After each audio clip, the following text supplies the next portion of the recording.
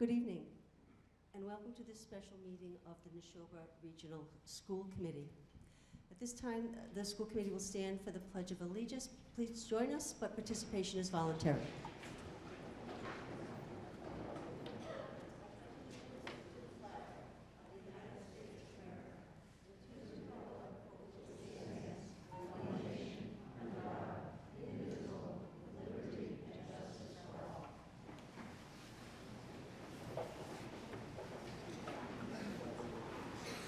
This is a different venue for us, and we're appreciative of those of you who have are joining us this evening.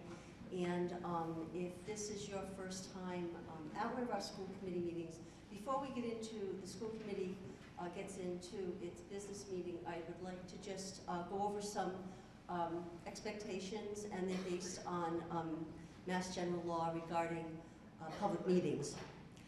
School committee meetings are business meetings and held in public. They're not public forums. Therefore, the public can only participate with the permission of the chair. We respectfully request that you refrain from speaking out.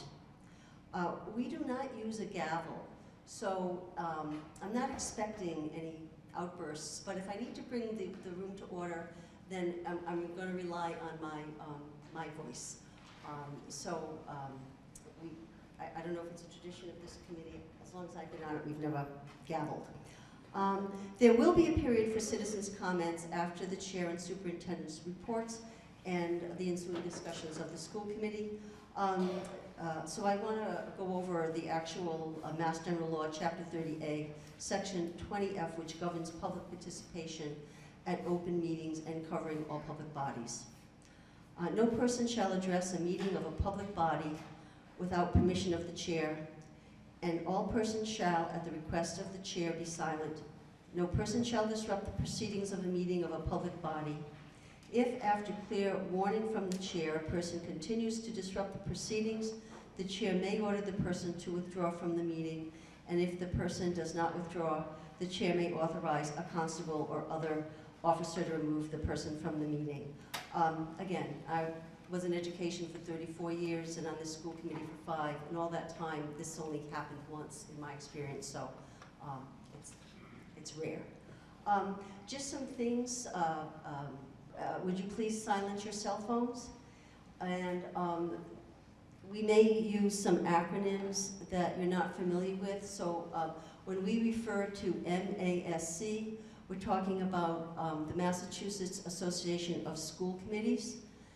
If we refer to DESE, that's the Massachusetts Department of Elementary and Secondary Education. And if we refer to MTHL, we're referring to our law firm of Murphy, Toomey, Hesse, and Lehane. Should anyone we use other acronyms, I'll make sure that I explain them before we get too much into the discussion. But for the most part, for the first part of the meeting, you're observing us conduct our business and our discussion. And then when we get to the citizens' comments portion, I'll go over the protocol for citizens' comments. So, thank you. Hi, everybody. It's good to see you. Thank you so much for coming and for making time in your schedule for this. And we decided to see if we could hold a special meeting because as a school committee we haven't at all had time to come together to talk about some of the things that the district is experiencing. And I know that we have been fielding and responding to emails. Folks have been talking to individuals in their towns, and 2 of the towns have hosted listening sessions, Stowe and Lancaster, and I know Bolton, it's hard to coordinate schedules, but there may be something coming from Bolton, and the Bolton reps will apprise the constituents of that. As we have been hearing from people, it became really clear to me that we haven't really done a good job of helping people understand the role of the school committee. So I'm hoping to review that. So the overarching role of the school committee, according to MASC, is to ensure all students achieve to their fullest potential in a safe and caring environment. And that's consistent with our own mission that is very similar. And we do this, school committees do this by establishing educational goals and policies, developing a budget that supports the educational goals of the district, and by hiring and evaluating a superintendent. The superintendent is the only employee that the school committee has responsibility for. I think as we move forward and as we do more communication, I think it's important, and as we look at how we improve our communication, to make sure that folks have an understanding of our role and our responsibility. Through the last couple of weeks, we have had a tremendous amount of communication, and it occurs to me that maybe 20 years ago, if people wanted to communicate to the school committee, they had to come to a school committee meeting, and now with email, we hear from a lot of folks, and that's been very helpful for us, and has really been the driving force behind why we organized this meeting, and also has helped to develop the agenda. I know the agenda said chair's update, and I put the final touches on it today, and it developed as we continue to hear from people in the communities.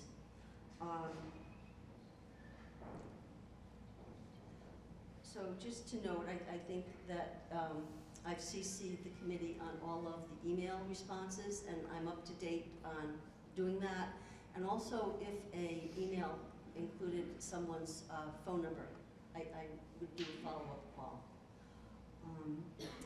We continue to encourage all members of the community to contact us with questions and concerns, and these will inform development of future communications and will be helpful to us as we plan future presentations. Related to the topic of communication is a few of us were at a conference last week for MASC, and we had an opportunity to go to various sessions, and we'll be reporting out to those of you who weren't able to go at a future meeting.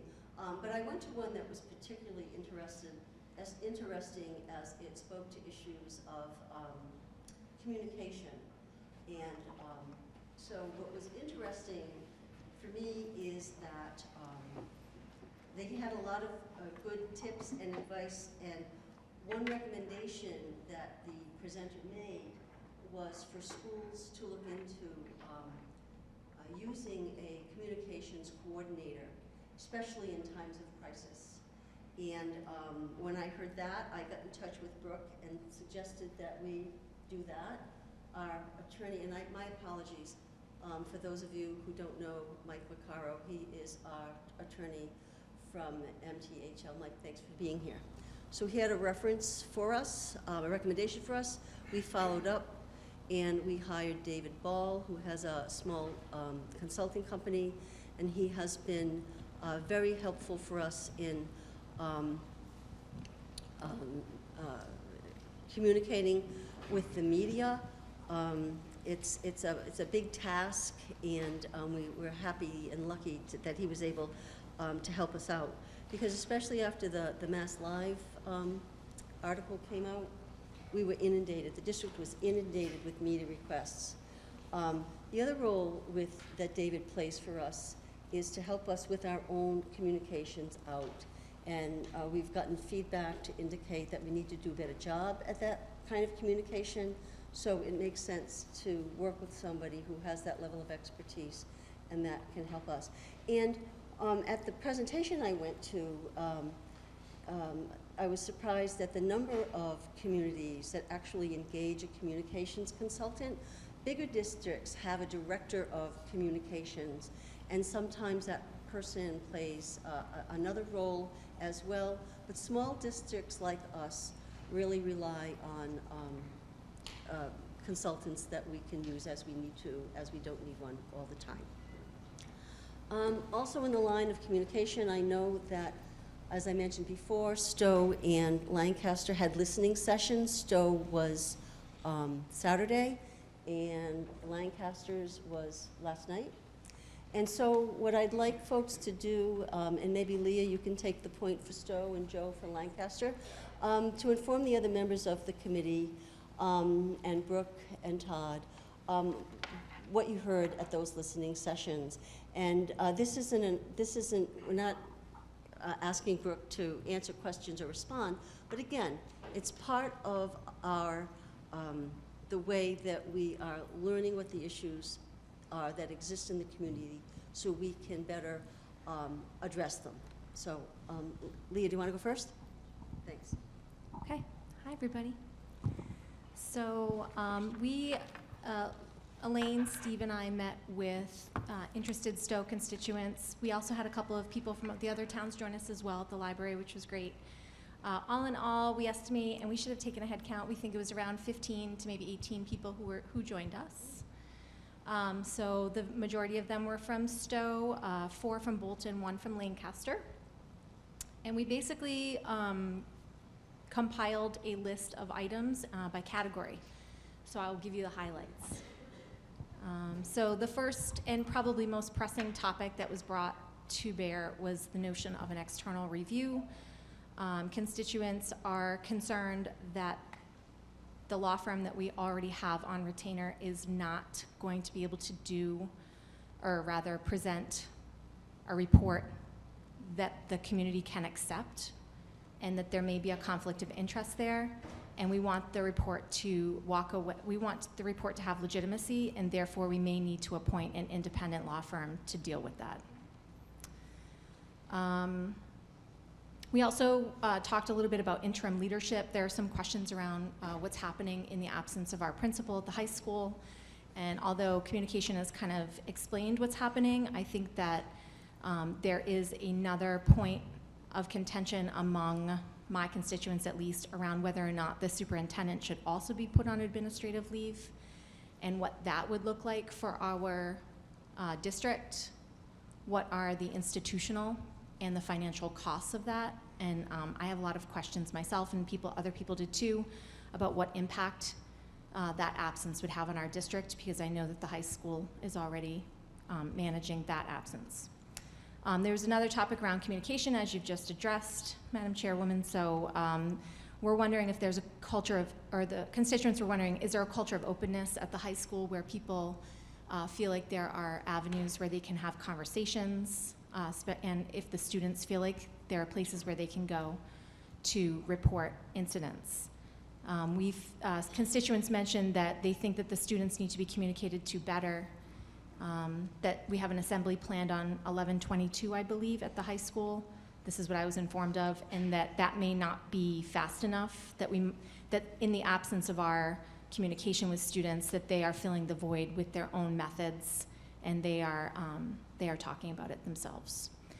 Questions around the crisis center were raised, and also wondering, what does administrative leave mean? What kind of communication do people on leave still have with the district? We're also wondering about current staffing for the math department, and if there are qualified educators in place at this point in time. There are also concerns around staff and what they are experiencing inside the building. What are we going to do to help, or what resources will be provided to them so that they can help rebuild trust in the building? The last piece is about accountability, and just trying to better understand the original investigation that happened in and around June. I understand that this is a matter in a criminal investigation. We may not be able to have answers there, but there's also a question around the PR firm and what role they are playing. I think that underlying all of this, there's a lot of concern about budget and how much this is all costing us and where the money is coming from. Thank you. Thank you, Madam Chairman. For the record, my name is Joseph Gleason. I am 1/3 of the Lancaster representation to the school district committee. In the interest of saving time, I won't go through everything that transpired last night because a lot of what we talked about last night were the same issues that my colleague from Stowe has just addressed. I would like to highlight, though, a couple of the issues. I think the primary issue of concern, at least from my perspective, listening to the parents last night, was timing. From what we advised our representative, by the way, there were 7 residents from Lancaster and 3 from Bolton there, so we had about 10 people there. But what we advised the attendees was that we gave them our timeline and when we found out about this. But I think there was some concern from some of the parents that the timing when they were notified was not to their satisfaction. A lot of them said that they didn't hear anything about this until close to the time of the arraignment of the individual in question, and they felt that there should have been more time, should have been more advance notice of that the teacher was being placed on leave, and what impact that would have on the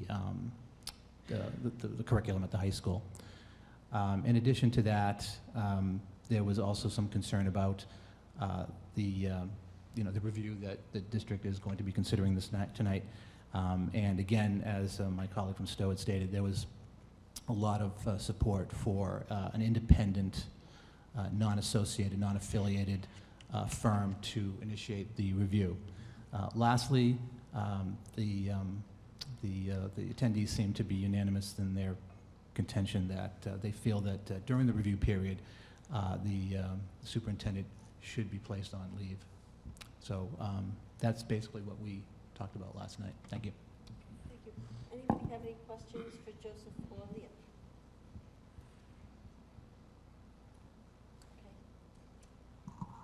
Okay. Other questions that came up through the emails that we received regarding the allegations surrounding Mrs. Varaka and what the school committee knew and when they knew it. So on September 29th, I was informed by the superintendent that a high school teacher had been placed on administrative leave, and there was an investigation with agencies outside the school, and the district was cooperating with this investigation. I was not given any details, and this is appropriate because personnel issues are not within the purview of the school committee. On October 28th, I was contacted by the superintendent and informed that Mrs. Varaka would be appearing in Clinton District Court the next day and charged with 3 felonies and a misdemeanor. The superintendent did not provide me with any specifics, and this was appropriate because the charges had not yet been made in court. And the school committee learned the details of this case from the news on the 29th. The information that we have had to date is the same as that which has been shared with the public. And regarding the masslive.com article, we know that the information contained in this article has caused concern in the community. And it's because of this that we are authorizing an independent investigation into the matter. We're evaluating the next steps with regard to the investigation, including who will be conducting it. And then once the review is complete, the results of it will inform our next steps. That's where we are with regard to that matter. And another point of clarification I know that folks were asking about, and that is who our legal counsel works for. In Massachusetts, legal counsel is retained by the school committee. In instances where there may be a litigation between a superintendent and the school committee, the law firm of record represents the school committee, and the superintendent will get their own counsel. I don't know of any school district that doesn't have an attorney to provide advice around compliance, to help with negotiations. There are a number of things. And also there are areas like for special education that I know that the firm that we use has someone who specializes in special education. There are some litigation that the district has been involved in that has been on the agenda of previous meetings, and there is an attorney from this law firm that is a litigator. And so it is, they've been able to help us with the issues as they arise. Before we were aware of concerns by the committee, we had actually, I had actually spoken to Brooke about the review, and we reached out to MTHL to see if they had somebody that could help us. We had an initial consultation with someone there, and but where that individual may have been reviewing some of our materials related to this, we will have a discussion about where we want to take this. So Madam that's where we are. Chairperson? Yes, Cathy? Mrs. Dr. McCarthy. I'd like to introduce a motion on this topic at this time. Okay.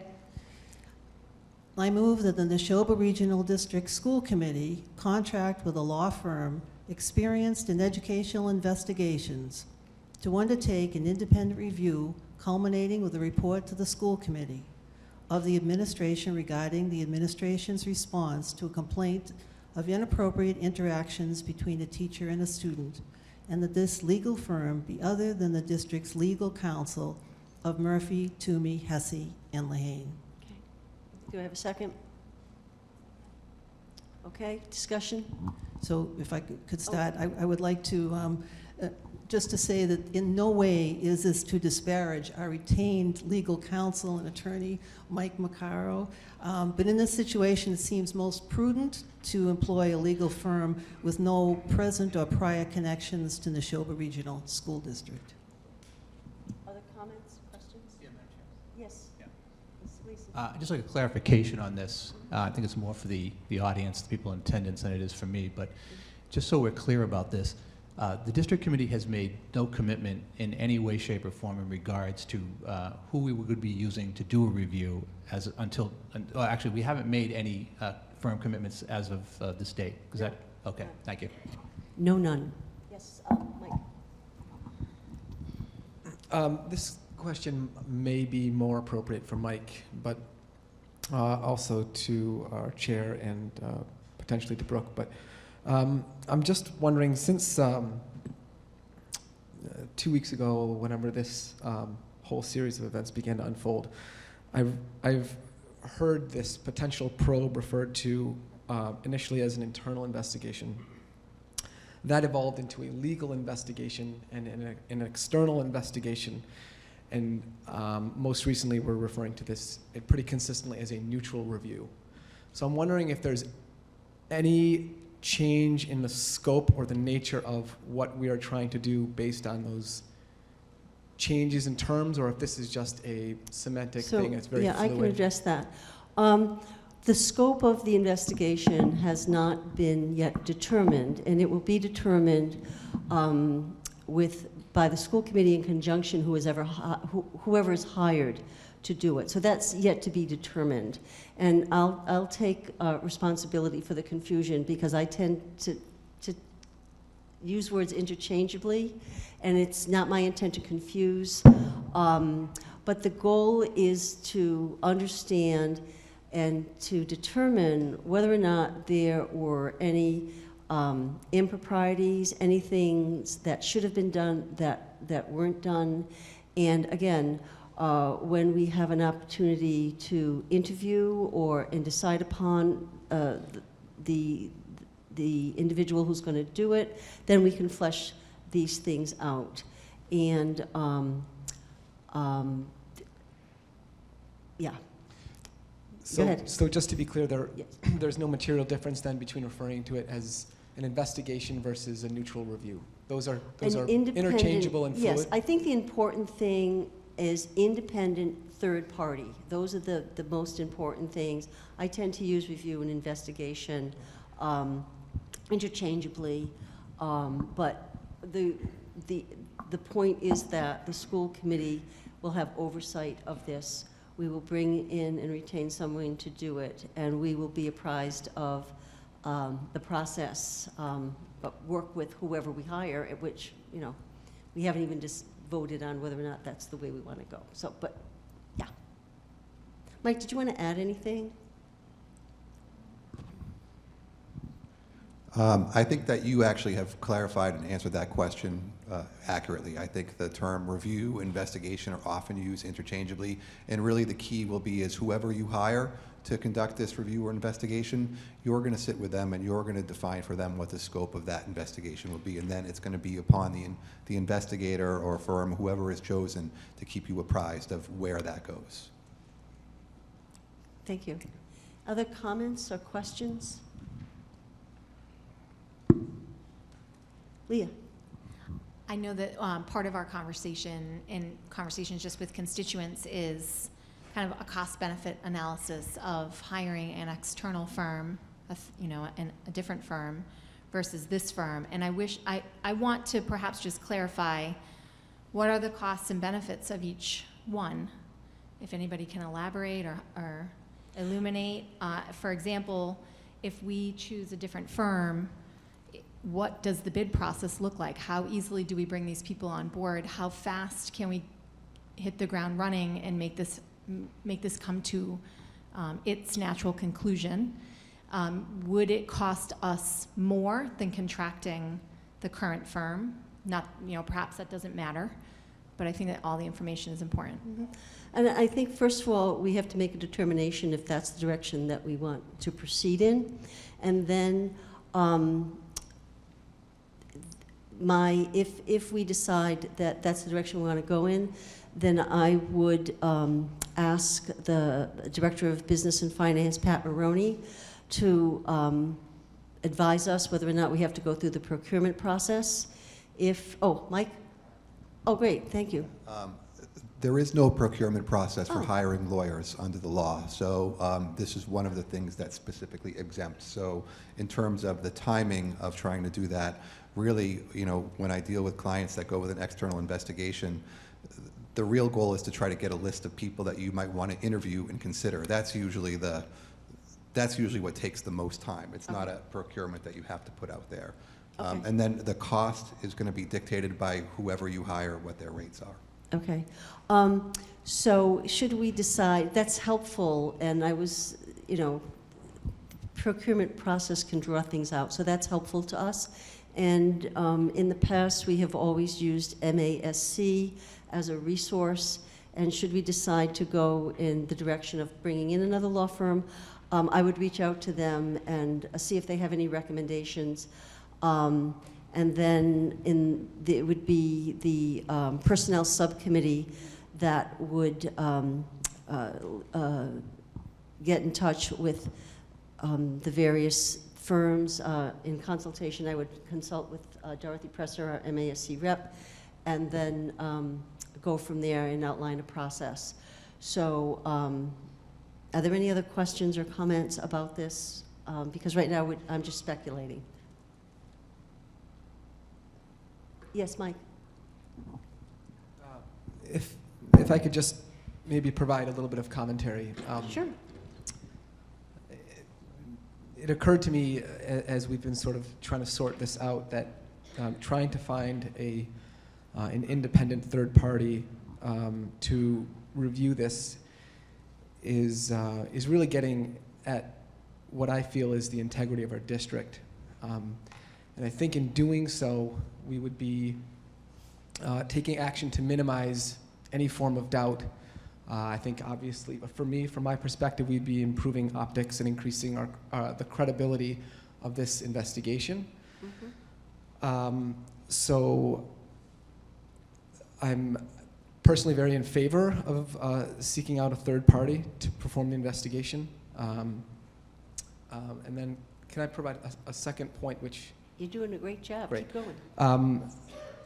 This is more of a question that potentially has an answer. But is our investigation, and this may be a question for the entire committee, is this investigation on personnel, or is it an investigation on procedure? Like I said, once we get somebody on board, if we decide to go in that direction, I think that there's a lot of documentation we have. I would want to get their input about that.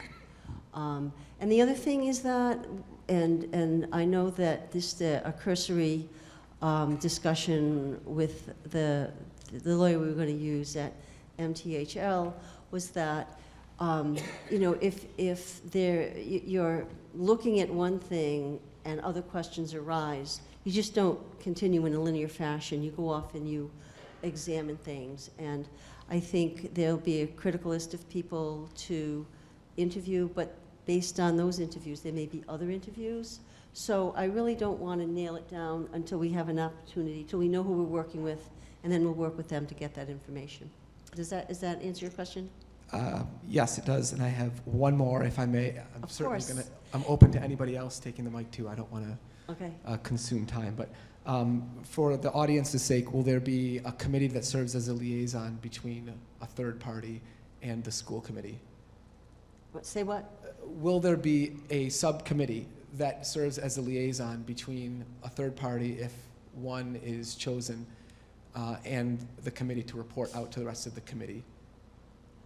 I think, and I think we can talk about that. I know that it's helpful when the personnel subcommittee does some of the initial vetting and then interviewing. And I think that if this happens at a personnel subcommittee meeting, those are open meetings, and we certainly could, any member could attend. So yeah, I think that we can work that out. Okay, thank you. Okay. Other questions or comments? Elaine? I just wanted to be clear that, for me personally, this is not a question of professional ethics for either our firm or for a new firm that we might bring in, because when I heard about the concerns, the first thing I did was call up a few law firms, all out of state, because I didn't want to accidentally bias any investigation, and every single one of them said, that's fairly standard practice. This is what we do, and our professional ethics guide these processes. So that alone does give me more confidence, but I do understand the concerns, and I think that we need to think about this long term, not just short term, in the perceptions and in the sake of unity that we will need if we are to move forward from this together as one community. Thank you. Any other comments or questions at this point? Are we ready to vote? All in favor of Mary's motion? Do we need to read it again? Would you read it again? Okay. And we have a second. Yeah. Okay.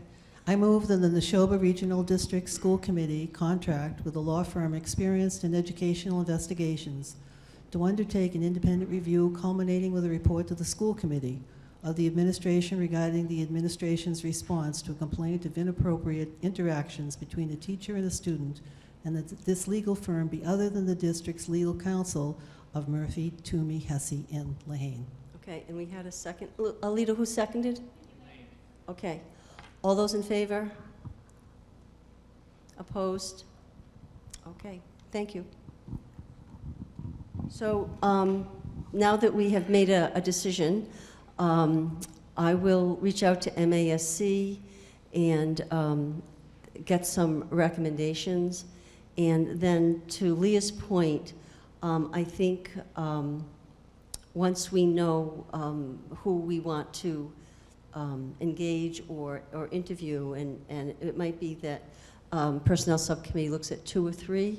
And again, if any assistance you need from MASC, Dorothy Presser will help. So I'll leave it to Personnel, Mike and Elaine, to work out a timeline. And tomorrow I'll be in touch with Dorothy to see what she can help us out with. Is that okay? Yes? Yeah, that's fine. Oh, sorry. That is fine. Right now, the Personnel Subcommittee is short a member from Lancaster, because the school committee is short a member from Lancaster. And for equal representation, is that a discussion we should have about putting a temporary member from Lancaster on the Personnel Subcommittee so that it's equal? And I mean, we certainly can. I don't know, Joe, if you feel strongly that we need a representative from Lancaster on that committee, or, Leah and I are the policy subcommittee, and that's Stowe and Lancaster. Yeah, so, No, I don't have any strong feelings about it either. I think, you know, Elaine, your committee can go ahead and do that. I wouldn't have any objection to it. yeah. I think that you know, if we can get some information tomorrow, which is Thursday, and I can hand that over to you and refer Dorothy to you. And, oh, to Mike as the chair. Yeah, okay. No, I knew that, Mike. I knew that you were chair. I wasn't trying to, you know. So then you can get working on it and decide what your meeting schedule is going to be. Okay? Any other questions about the process at this point in time? Leah? I just wonder if you have any idea about timeline, if we could project it all. I think that I'm going to leave that to Mike and his committee. Mike Horish. Too many mics. And there's Mike. Yeah, to determine. Everyone is aware that we want to get this underway, but we don't want to rush. We have to find the best match for us, and we have to have confidence in whoever is doing. So, you know, there'll be references that need to be checked. There'll be an interview. So we'll move forward. And we have a meeting next week, so perhaps you'll have information to report out at that time. Okay? Super. Thank you. Another question that came up through the emails was, what do we do to keep our students safe? And so I compiled a list of the things that we do. And there is a district safety plan. Each building has their own safety plan, which is consistent with the district plan. We have a very strong partnership with police and fire departments in all 3 towns. There is a discriminatory harassment policy that we have to follow, and then our employees of the district each year have to do mandatory training in a number of areas, but the ones, I'd like to highlight the ones that are related to student safety: online communication, anti-discrimination, sexual harassment, Title IX, Title VI, and Title II, Section 504.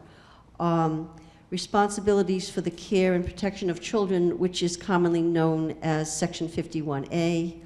The internet policy, bully prevention and intervention, life-threatening allergy protocol. Every 3 years, we resubmit, each employee has to have their CORI resubmitted. CORI refers to criminal offender report information. And then employees and certain volunteers are, for them, fingerprinting is required. So those are all related to safety. We also have offered parent and student education programs in the past. The 2 that stand out in my mind right now are those regarding vaping and internet safety. And I know that the district is working with Mass Partnership for Youth on some programs that are upcoming. The other thing that I feel is part of the work we do to ensure student safety has to do with social and emotional learning, and it's referred to in our district improvement plan as SEL. And SEL is the process through which children and adults acquire and effectively apply the knowledge, attitudes, and skills necessary to understand and manage emotions, set and achieve positive goals, feel and show empathy for others, establish and maintain positive relationships, and make responsible decisions. SEL is not a class that the kids go to. And over the last 2 years, the Teaching and Learning Department has made an effort to provide professional development to teachers, and teachers are actively integrating these concepts into the work they do with students. At the high school specifically, there are a number of programs that support SEL. There is a school crisis and intervention program. There's a climate and culture committee. There are professional learning teams at the high school. They meet on the late start mornings, and there are a number of them related to social and emotional learning. Among them are the Growth Mindset and Trauma-Informed Schools, PLT, Development of Social Skills through the SEL Lens, PLT, and Student Voice and Engagement, PLT. There's a program at the high school called Mentors in Violence Prevention. Topics include leadership, bystander approach, social media awareness, influences by media and music, realistic scenarios, consent, dating violence, impaired driving, no means no. Those are some of the main ones. And then for the last 3 years, we've had a program, and it's really a professional development program for teachers, and it's called Mental Health First Aid. Jody Speck, and please correct me if I'm wrong, I think that she and another teacher 2 or 3 years ago went and actually had the training, and then now they train teachers in this. And this is a program that helps teachers recognize issues that students may be having with stress, anxiety. There may be students who we're concerned might be prone to self-harm. And so it's a way for us to get to know about that ahead of time. And I don't know how many teachers right now at the high school are trained in it. Yeah, but so it would be good to know, because I know that this is the 3rd year, and every year more and more people are trained in it. That is what I have in terms of what I thought what we've been working on and hearing from. And I don't know if anybody has any questions or comments for me at this time.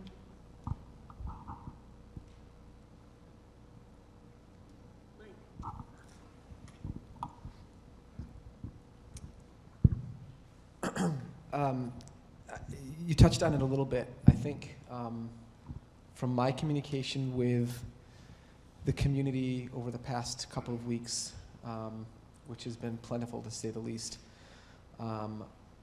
I get the sense that most people, whether it's through rumor or through direct conversation, knew that something was wrong. And so I'm concerned about the culture at the high school. Mm-hmm. And if students or staff, for that matter, knew about these indiscretions, why is there not a culture in place that allows them to tell someone, to tell a counselor, to tell a staff member? And I don't know that there are answers to this, but why, I'm sort of asking redundantly, mm-hmm. if people knew, why was there not a feeling that they could tell someone, that they could, maybe it's a matter of trust, but that feels like an underlying issue, a building culture, and I think that we really need to dig deep in that. Yeah, and I think at the listening session yesterday that Joseph and I had, very similarly, that there was a sense, I think, and there were 10 people in the room, that this was common knowledge, not what we came to know, but just a sense that this was a person who, there were boundary issues. Somebody said that she gave kids rides in her car, and I was just a little bit astounded in that they could hear kids talking about it, but they knew too. And I have the same question about, I think it's the same issue, but it's a community issue.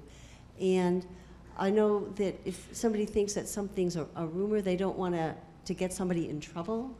But if you hear it over and over again and there's a pattern, I think we have to build that culture where kids and adults are comfortable coming and saying, I don't want to get in trouble, but this is what I've heard and this is what I've observed. And I think somebody asked me the question, why was this allowed to happen? There's no way that this school allowed this to happen. And when we found out, immediate action was taken.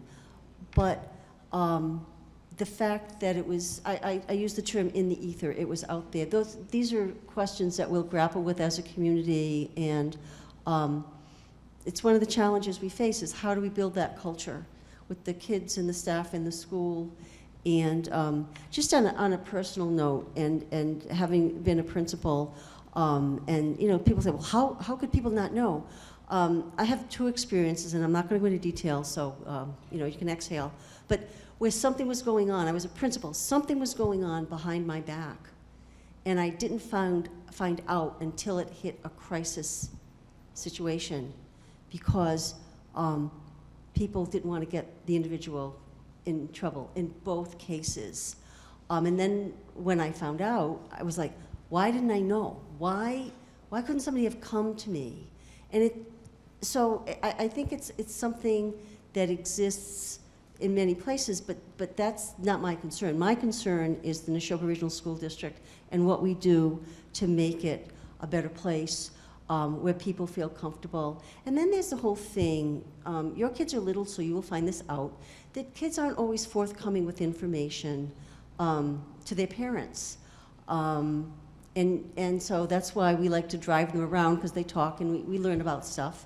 But that's another part of it too. And so we have a lot of work to do.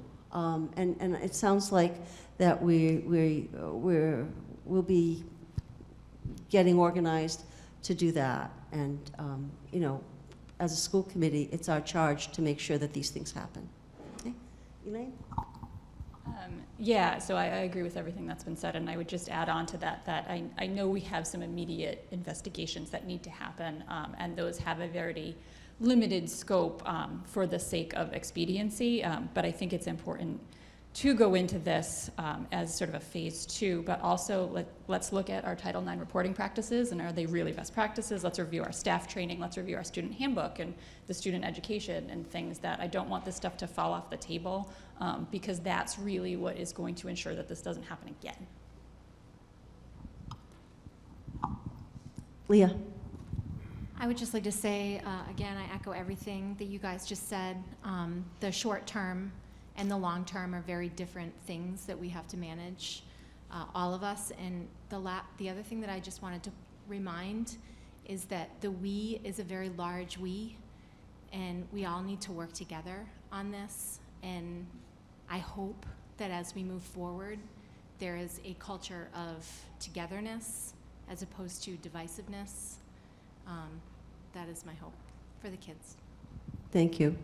And I just want to mention that, a few times during our discussions thus far, we've talked about policy, and Lee is the chair of the policy committee, so we should go through and look at the policies that we need to look at. I think there were some suggestions made at our listening session, and I just jotted down some ideas here.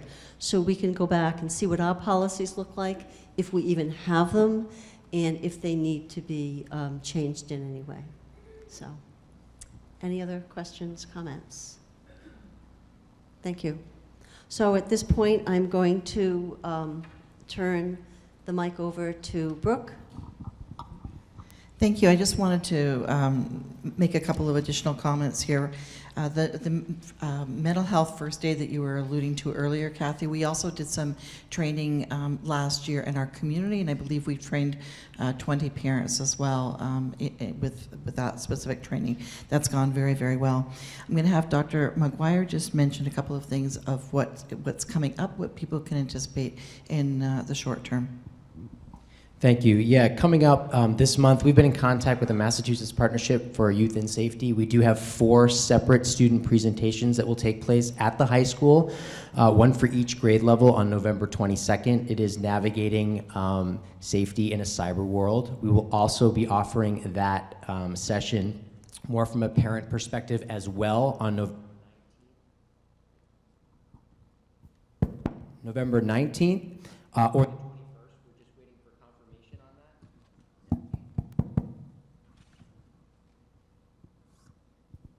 so there'll be an additional parent session for navigating in a cyber world and safety on November 19th or the 21st. We've also been in contact with the district attorney's office to set up some work with legal issues around social media, and we're planning to implement with staff development into our professional development this year with some legal updates for our staff and working with Mike Maccaro, our attorney. So those are some upcoming events that will happen with students as well as for the community.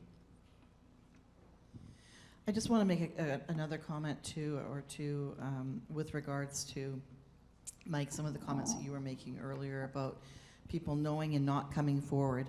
And even in the last couple of weeks with the numbers of emails that I've been responding to, I'm getting the same kind of thing from parents. And I've responded, if you know something, please reach out, or I'm happy to reach out for you to our local police department. And every single time it's, I don't want to have any involvement in this. I don't want to have my kids acknowledged. And so there's that very wall that we're talking about continues even as this goes forward. I also want to make a couple of random comments before I say my report tonight. With regards to the high school right now and where we're at, I want to thank Steve Cullinane for stepping up to the acting principal position for the interim. Steve has been our assistant, one of our assistant principals over there. He's been in the district, well, in that school, I believe, for 28 years. So he's well grounded at the high school, and so we really appreciate, Steve, the fact that you're stepping up. And I know that Patrick Perkins is here tonight too, and we are shifting him over as well to fill in some of the assistant principal time. We're looking into some other things as well, and as that comes forward, we'll put out news of that as we solidify some additional support for the school. But in the interim, that's where we're starting. I do have a couple of comments that I want to make tonight. And I think I want to highlight, first of all, special thanks to the school committee tonight for extending the notion of the independent review. I know that you all know how strongly I feel about doing this, so I'm really glad that you're doing it, and I thank you ever so much. I think it's a critical step for us, and certainly it's a critical step for our administration too. So I'm really, really delighted that you're going in that direction. I also wanted to make a couple of comments, some generalities, and then a couple of specifics. We are still in a time period here where we've got several deadlines and timelines that we're working around contractually and in terms of investigation. So we are still very, very limited with what we can put forward tonight. So I just want to put that out there, and it has nothing to do with being evasive. It has everything to do with protecting the different investigations, because there were more than one investigation happening on this case at the same time. So it's really critical that we be cautious with what we say for our own investigation, and that anything that we say doesn't hamper somebody else's investigation.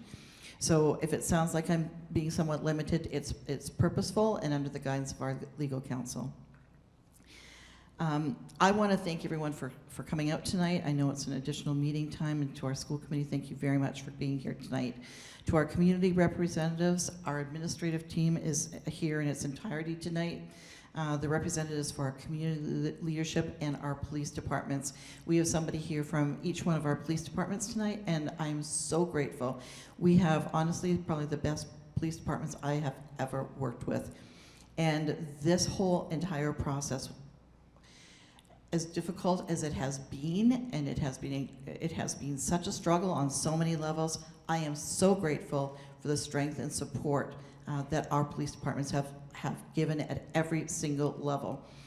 Lancaster Police Department really took the lead on this. However, both Bolton and Stowe also played a component throughout the process.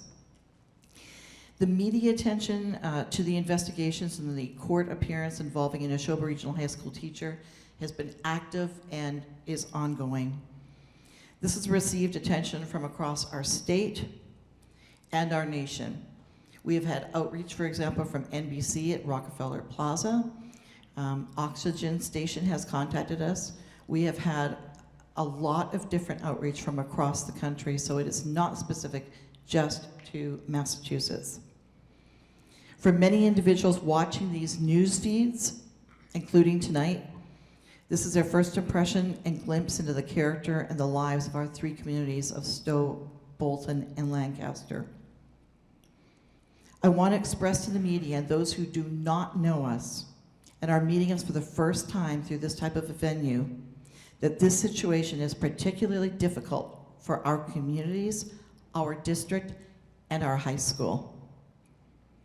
The Neshoba Regional School District is a high-performing district within Massachusetts.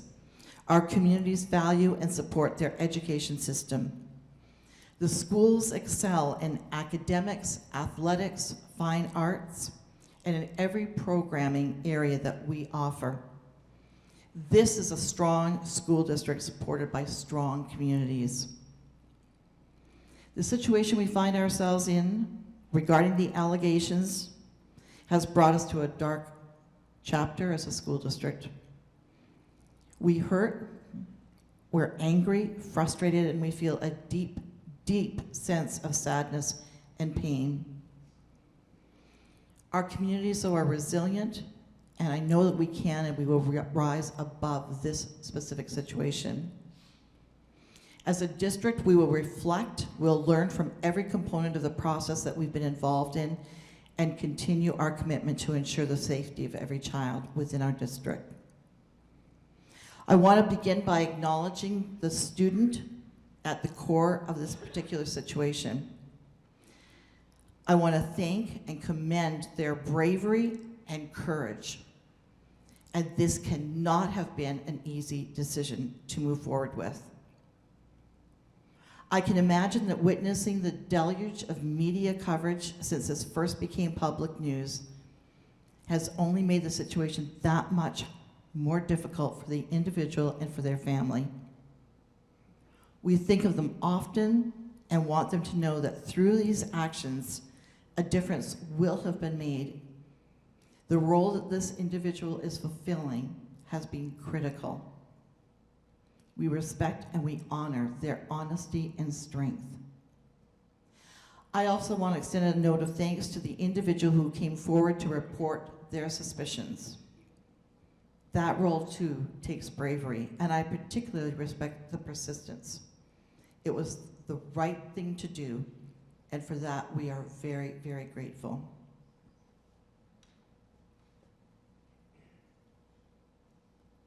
In terms of process, I understand that the public is eager to find out details about what the district knew regarding the allegations against a high school teacher at the Neshoba Regional High School. There's obviously been a lot of media coverage, emails, and calls from parents concerning this individual since her placement on leave in September and the arraignment in Clinton District Court on October 29th. I'm also aware that there's been a concern from the Neshoba community since the publication of details from a law enforcement affidavit in support of an application for a search warrant regarding that teacher. To be clear, that affidavit was prepared by a sergeant in the Lancaster Police Department and was signed after this teacher had been placed on leave by the school district. At this time, I'll try to clarify and provide a few details for the school committee regarding the process that the district undertook regarding this teacher. In late June, the district received allegations of misconduct and conducted an investigation process regarding a teacher at NRHS. This process continued into the summer, and as a result of that investigation, the district took action then based on findings at that time. In late September, the district received information from the Lancaster Police Department concerning the same teacher. Within days of receiving this information, the district immediately took steps, including placing her on a paid administrative leave and initiated further investigation into this teacher's conduct. And during this time, the district, in conjunction with law enforcement, conducted its own internal investigation, which ultimately led to the dismissal of the teacher. Ultimately, this is an outline of the process that has brought us before you tonight. I'm aware that there's a desire for additional details, but given the pending external investigation, it's not appropriate for me to say anything further as I do not nor will I want to either taint or impugn the credibility and the integrity of that investigation or others that are ongoing. We continue to be closely guided by both the police and our legal counsel as we move forward and see this process wrap up in its entirety. We cannot thank our police forces enough for their efforts, their support, and their partnership. We are truly grateful for all that they do, and we in turn have done all that we can to support their processes. Throughout the last several weeks, several of our departments would get together, for example, our IT department, and working with their IT department, and it has been very, very fruitful. And finally, it is with such a deep and profound sense of sadness that I sit here tonight and report on our efforts regarding this case. And again, I say to our media and those who are watching, these are communities who deeply, deeply love their children. And what we are experiencing is a horrible loss of innocence and a sense of grief. It is difficult to comprehend the level of magnitude that one person's actions has had on our 3 communities and the district at large. We will rise above this. We are resilient, we will reflect, we will implement different strategies where applicable, and we will seek support from outside agencies, and we will continue to support and care for our community's greatest treasure, our children. And I will turn that back to you. Thanks, Brooke. So at this point, if the members of the school committee have questions for Brooke, please wait to be recognized, and you may ask her your questions.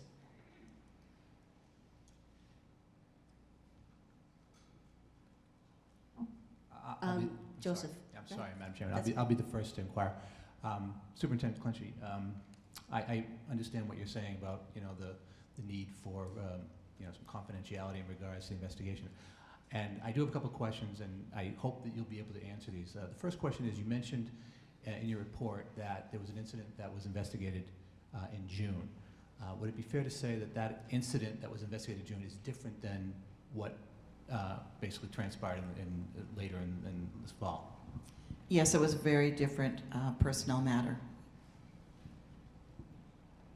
I just had a quick follow-up. And the other thing I wanted to ask was, and I want to preface my question by reiterating what I said last night at our listening session for everybody here.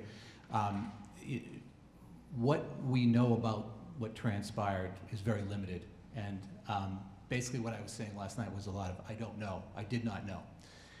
So the question I have with this, and it's a fairly simple one, did anyone from law enforcement actually interrogate or interview any member of the administration at the school?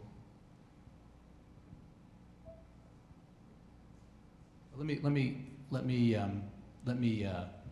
rephrase that. And did anybody speak to anybody in administration in June about this matter? From law enforcement? Yes. Excuse me, I'm sorry, not in June, in September. I don't know that I would be at liberty to share that because that's part of their investigation. And in all fairness, and I think sometimes there's a tendency to blur lines between the police investigation and the school district investigation, and they're very, very different. And the school district, for example, cannot report anything out with regards to the police investigation. That is completely separate, has nothing to do with us. So that's why, if it seems I'm hesitant, because it's not really my place to report out anything that's happened through the police investigation.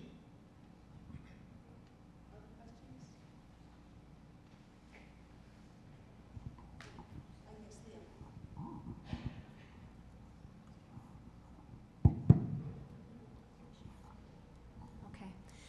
So you may not be able to answer this, but in light of what you just said about the 2 situations being different in June and September, can you tell us and our communities, was there anything that happened in June to the administration's knowledge that should have elevated to the place of mandated reporter / law enforcement?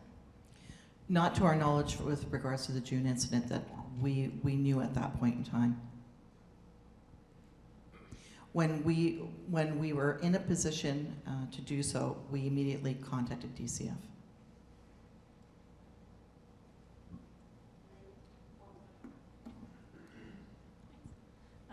It is my understanding that if a teacher or anyone is terminated, then the state gets involved. So where do we stand with state agencies, whether it's DESE, DCF, I don't know, but. No, that's a great question. That's a great question. We have already had communication with DESE with regards to the situation. So we've already had that initial contact and had some preliminary discussion. No, they not necessarily. There's a process now that we put into play through DESE moving forward.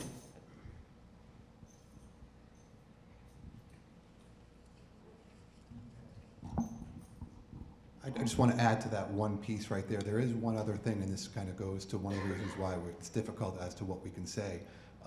There is a statutory right for this person to challenge the termination, and that's run through DESE. So there is a time frame that is currently undergoing right now. So that's a 30-day time frame. So that is another aspect that they could get involved.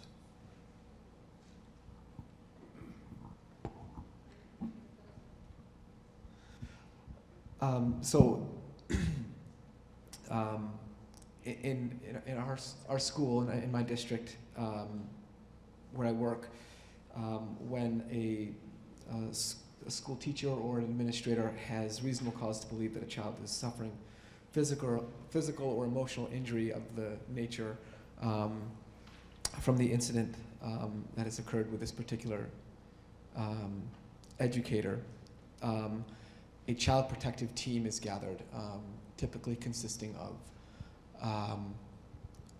the individual that has gathered that information, their counselor, potentially school psychologists, a dean, and that's a very small, tight group. And once the report is made, information doesn't really leave that tight circle. It's just not for public consumption. So do you know if a similar process is in place in our schools, particularly at the high school, and who is on that sort of team? I don't know if it's called a CPT, and who is specifically not on that team. I don't know that I would have a specific answer for that without reaching to Jody Speck and see what the details are on that. We certainly implemented the crisis team right away to help support both staff and students, and that team is constituted of many of the very positions that you just described now. We also, when we talked to the staff at the high school, because we had 3 times where we went in to speak with them, and one of those times, the first time, we were also mentioning other places that they can get resources, right? From somebody like Lisa Golbicki, who you all know, or their own union has different access to different strategies and different departments that they can connect with. And of course, we mentioned Anne Marie because our Director of Human Resources can also access different services for them. So we had a number of that kind of thing that we did right at the I think it was the very first meeting we had with them. I know you're talking students so specifically, but I'm taking it to the next level. So can you run us through how the crisis team works, who's on it, and perhaps a hypothetical situation so we can understand how it works, and then, you know, what they do, and then what happens after that? I'm not sure if I'm the best person suited to do that. And I'm not sure if if Lisa's here or not. I'm not sure if Lisa's here this evening. Is Lisa Gubicki here? Lisa, because she actually heads that. So would you mind just quickly responding to that? Yeah, come on up and you can just respond to the school committee. As if you're not aware of Lisa Golbicki, she is our nurse leader. She oversees our nurses, and she is the individual that we go to immediately to put our teams into play right away, whatever resources she feels that need to be put into place. So Lisa, thank you. And thanks for being here, and also thanks for, you're talking to us. So, yeah, if you could talk to us about the crisis team, who's on it, and does each school have one? And then what do they do? So, like I asked for like a hypothetical. So if you could speak to that, that would be great. Okay. Is this on? Okay, Yes, it thank you. is. Sounds So good. the crisis team is devised of many employees in the district. Each school does have a crisis team, usually counselors, whether they be adjustment counselors, guidance counselors, nursing, administration, as well as social workers. Joan DeAngelis as well as, and myself spend a lot of time working on crisis teams and resources for them as well. So each school has their own. We are currently now working on a district-wide. We're at that level that we wanted a district-wide one. So if we had a crisis for any magnitude, whether it be attempted suicide at a school and or a car accident that somebody was injured, or a family member that had passed away, what kind of resources can we bring to that? With the district-wide crisis team, we're also looking at outside, faith-based and other organizations to help out. We do reach out to another outside agency, Rockland, I believe is the name of it, that when we need consults for counseling, we can also reach out to them as well. So in this instance, where unbelievably shocking event, and it's like there are people that are directly impacted. There are teachers that are in total shock. I mean, I've referred to it as an incredible betrayal of the trust on so many levels. So given this situation, is it that you work with individuals or consult with teachers? Or so I guess I'm trying to get an idea of how the crisis team has assisted people that need it in this situation. Sure. So when we had a few people approach us, and immediately after the incident that came out, we deployed the crisis team to assure to come up with a plan of what we felt was needed at the time, at that immediate time, for whether it be students, staff, parents, and community. So we discussed it as a group. There was probably about 25 of us, so it was a large crisis. Everybody came together and hashed out what we felt was needed at the time. We immediately opened up and made it known to students that we were available. Students did access. They did come down to guidance, some of the social workers and adjustment counselors, so it was utilized right away by a lot of students. And then we focused on staff after. We wanted to make sure that students were taken care of, and then what was our next steps. We allowed staff to reach out to us as well, and then also outside agency resources were available if they were not comfortable coming directly to us, as well as access to myself. So some of the feedback that we've gotten so far is that some teachers feel that they need additional support, and we've also heard that there are students that are still feeling, so many things about this, and it might not necessarily be the students that were in the class. I'm aware that when something traumatic happens, there are people that are at, say, the epicenter, and then there are folks for whom this triggers a response, and you have to look out for them as well. So how do you get at that? So there's the initial reaction and work of the crisis team. So what about follow-up, and especially what we've been hearing from folks about some needs that still exist? So in response to that, I would hope if a student has expressed that to a teacher at the school, that they would send them down to guidance right away to follow up. The ones that have come down, from my understanding, are still being followed, the ones that still need to. And I would have to agree there may be somebody out there that's not fessing up.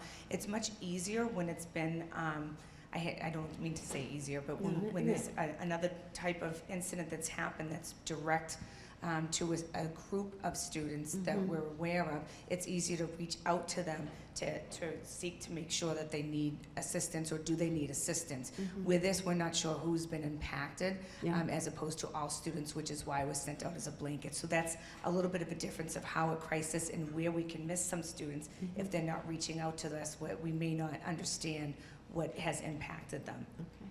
And how are parents aware of what the high school has to offer? If they were looking for resources, support, who's the best point of contact? Well, a notice was sent out for parents to understand that students can access if they needed to speak with somebody, as well as it went to students as well. And also for the best person, if they need outside resources, they can contact myself. Or the high school, Jody Speck would be in the guidance department. Okay. Any questions for Lisa? Leah? Hi, thank you so much. So I wonder, moving forward, I know that I've spoken with a few constituents. My own son is in the high school too. And I'm just curious as to how we are going to measure the effectiveness of the crisis teams and how effective the program that we currently have in place is.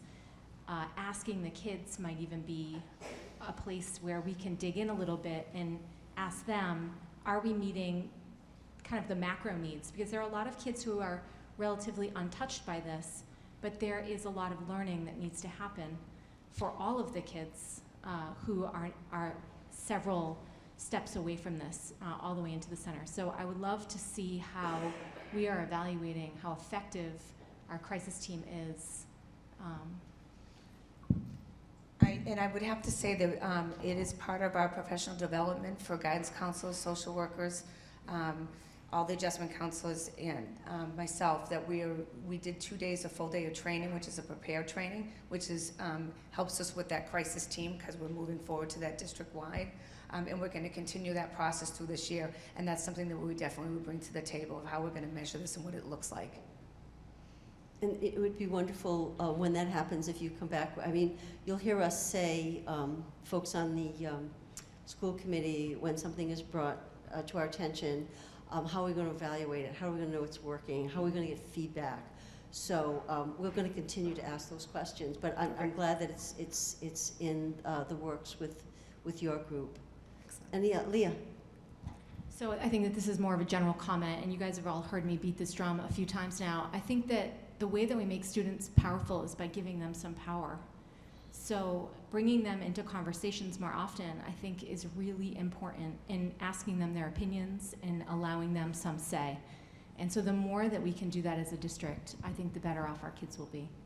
Yeah, I'd like to point out that one of the, and when I was talking about PLTs related to social emotional learning, there is one about student voice and engagement. And you may recall from our last meeting, we were discussing a policy about student voice in decision making, and there is a state law that is just not doable in a practical way, in a way to engage students. So I anticipate that we'll have more of those discussions, but focusing on how we get the student voice, how we hear from kids, and that's a conversation I look forward to. And it makes sense to involve students in that. So that's something that we will get more involved with. Yes?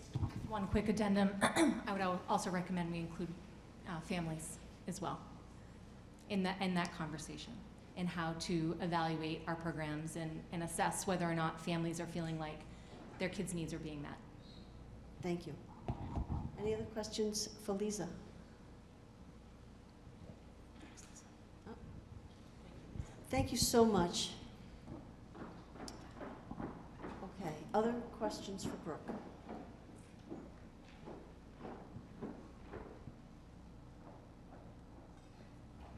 Of course. Can I just ask a point of order? So our agenda says that citizens' comments is next. Will we be adjourning at the end of that? Yes. Okay.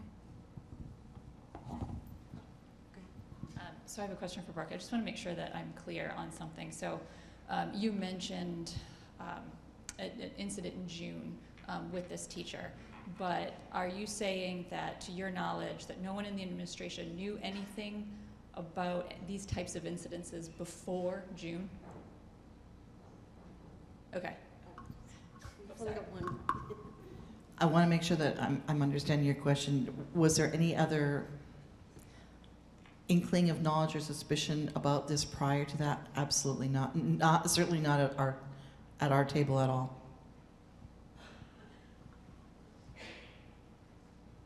Other questions for Brooke? Do you have more? Mary? Joseph? Mike? Leah? Steve? Okay. Thank you. And thank you, Brooke, for what you had to share. And I appreciate the members of the committee formulating those questions. And again, much of what is coming forward from us is based on what we've heard from our constituents.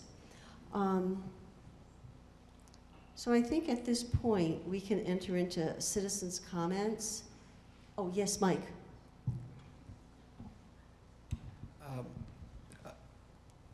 I want to acknowledge that we may need to have these difficult conversations, especially with regards to the feedback that I'm getting, the feedback that my colleagues from Stowe and Lancaster got from their listening sessions, as a potential agenda item as to whether we think, and especially as we craft this investigation, whether we think it's appropriate to place our superintendent on leave or not. Yes. As an agenda item for potentially the November 20th meeting. Certainly, and I think that if that is something that we do, we need to think about, and maybe take a few minutes right now, about what types of information we would want to have it to look at in order to help us make a decision. So if you take a few beats and think about what we would need, because I think there are things to consider in that decision making. Steve? It was mentioned, I believe, at the listening sessions, and I think there was a question brought up here earlier on what exactly is paid administrative leave. Okay. And we're not going to answer the questions now. I'm going to note them, and then we'll have the information for the next meeting. Okay? Elaine? Oh, I'm sorry. Actually, this might be a question that Mike Maccaro can answer.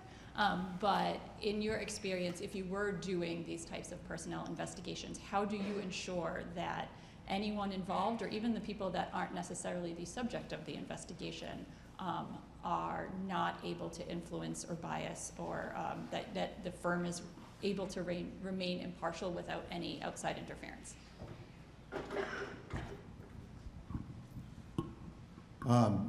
So first of all, the firm that does the investigation will be reporting to this committee, versus as opposed to the superintendent. You are going to be authorizing the investigation, and all the reports will flow through this committee. Generally speaking, if you're doing an investigation that is a specific target of some person, then at that time, then maybe it's appropriate to put someone on leave if you believe that there's going to be interference. But on something like this right now, where the scope is, what was known and when, I don't think it's absolutely necessary that happens, but that's a determination that this committee will make, at a future date. So usually an investigator, when they're interviewing witnesses, will give instructions, and every investigator has different instructions that they give. They usually will say, I'd like to ask, to the extent possible, that you keep what I ask between us, you keep that confidential. There'll be instructions not to try to, tamper with any witnesses. If it ever is determined that a witness was trying to get involved in an investigation, there are ramifications for that, retaliation. And that's a totally separate, avenue going down there. But again, where you haven't hired someone yet and you haven't determined the scope, I'm talking in broad generalities. I hope that answers your question. Leah? Could we just very quickly elaborate on the paid administrative leave of the person who is currently on leave and what that entails? I know a few of my constituents were concerned, as was I. That's a personnel issue, not Okay. within our purview. But parents were concerned that person might still be in contact, but I would refer that to the superintendent for investigation. Okay. But I mean, But I like, know, we're- officially through district channels, Yes. even though on leave, is still Yes. able to communicate? No, I'm acknowledging the concern. It's not for this committee to speak to. Okay. I am sitting right next to the superintendent, and she heard you, and Okay. she will look into that. And I appreciate the concern coming forward, but again, there are things that we are responsible for and things that are not within our purview. But I think the question is legitimate, of course, and that it's for the superintendent to look into and respond to. Thank you. What other information, if we're going to have this as an agenda item? One of the things that I think about is what is the impact when you put a superintendent on paid administrative leave? So that would be something to look at. And what kind of data would we examine to sort of assess the impact? Steve? I think it might, if we're going to discuss this at our next meeting, it might be wise to have Dorothy Presser there at the meeting. Thanks. I'll see if she can make it. Other data to examine so that we will know the impact. Yes, Elaine. This might sound redundant, but actually having some questions answered about the investigation itself. What is the, how do we determine the scope? What is the timeline going to be? I think actually affects this decision as well. You know, 6 weeks versus 6 months. That we may not, but it would be helpful.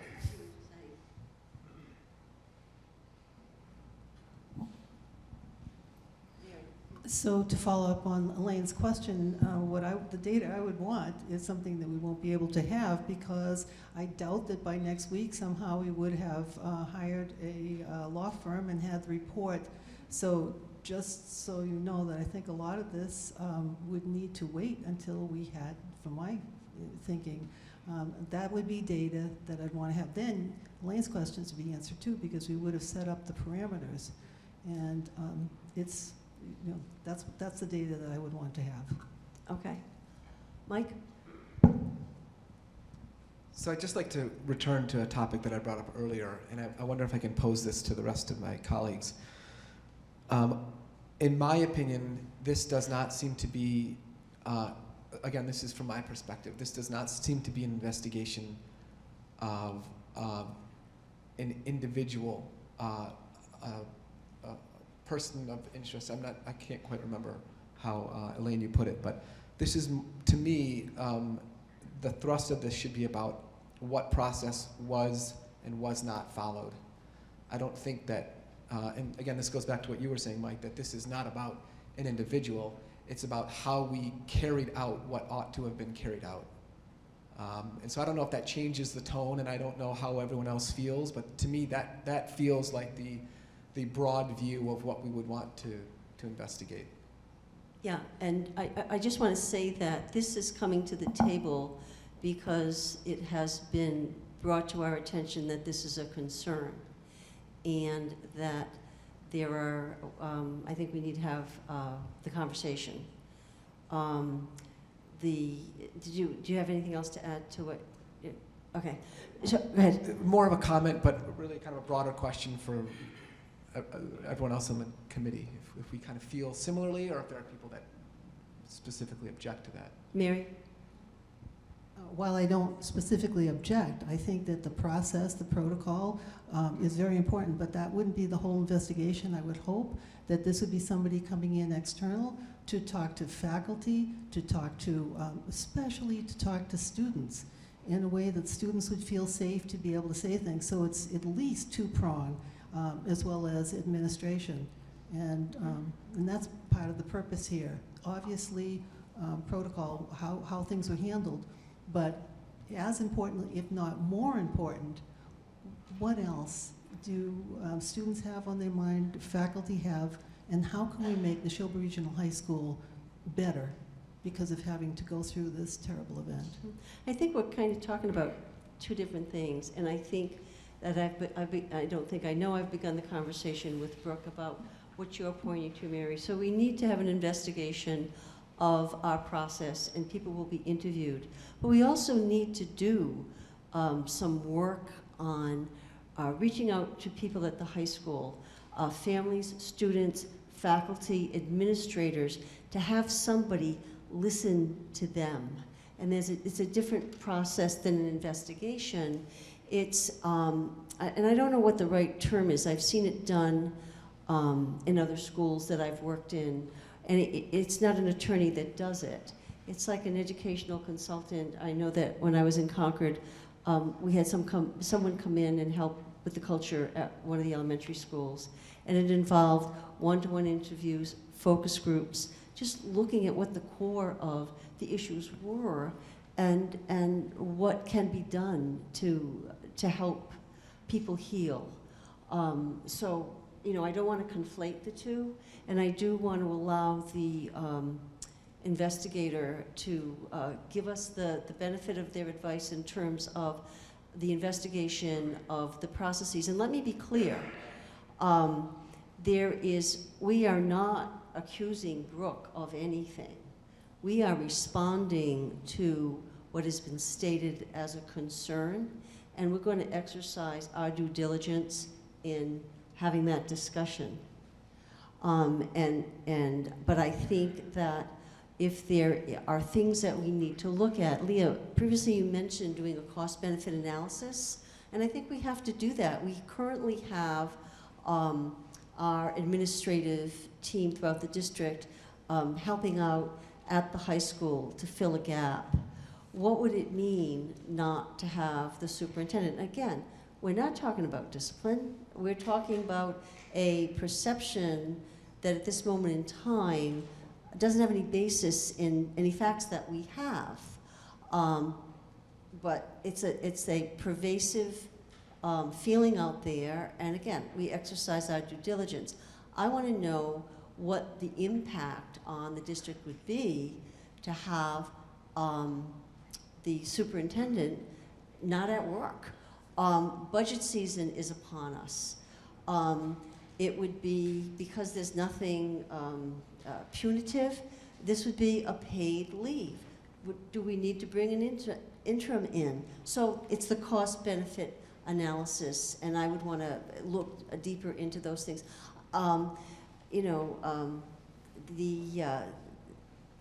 Some folks are aware that the Department of, the DESE has a superintendent's checklists, and you can, I mean, I looked at it, it's pretty scary. I would never be a superintendent after I looked at that, because it's a list of things that they're responsible for.